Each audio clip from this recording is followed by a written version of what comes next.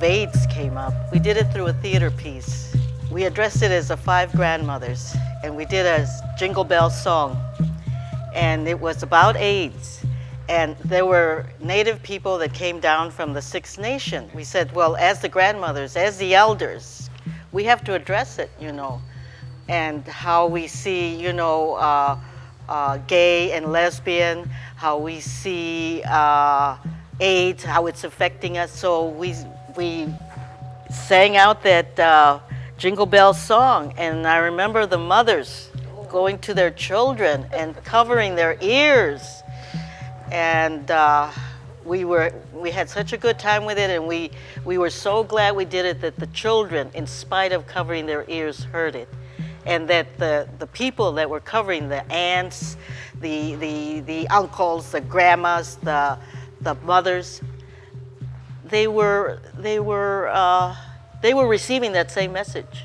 We traveled with this play, this traditional kind of woman, and a lot of the stories in there were domestic violence, incest, rape.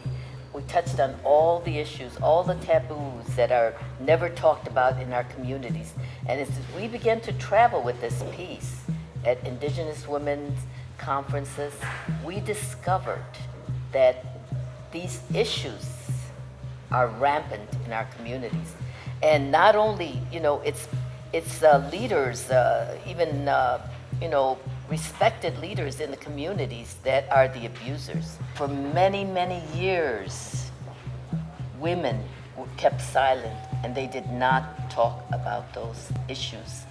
When they were being abused or hurt, they were afraid to speak out. And it wasn't until just a few years ago, even my niece, she's a married woman now and children of her own, and we were sitting at the kitchen table.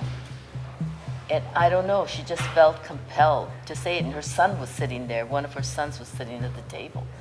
And she said, you know, Tia Rita, you know, Tia Tita, she called her with her hands. She says, that happened to me. We were talking about the issue of incest, and she says, I was never able to talk. I could never tell anybody, she says. But first, before she started, she said she wanted her son to leave the room. And I said, oh no. No, he's not going to leave the room. He's going to sit here and hear about his grandfather. He's going to hear it.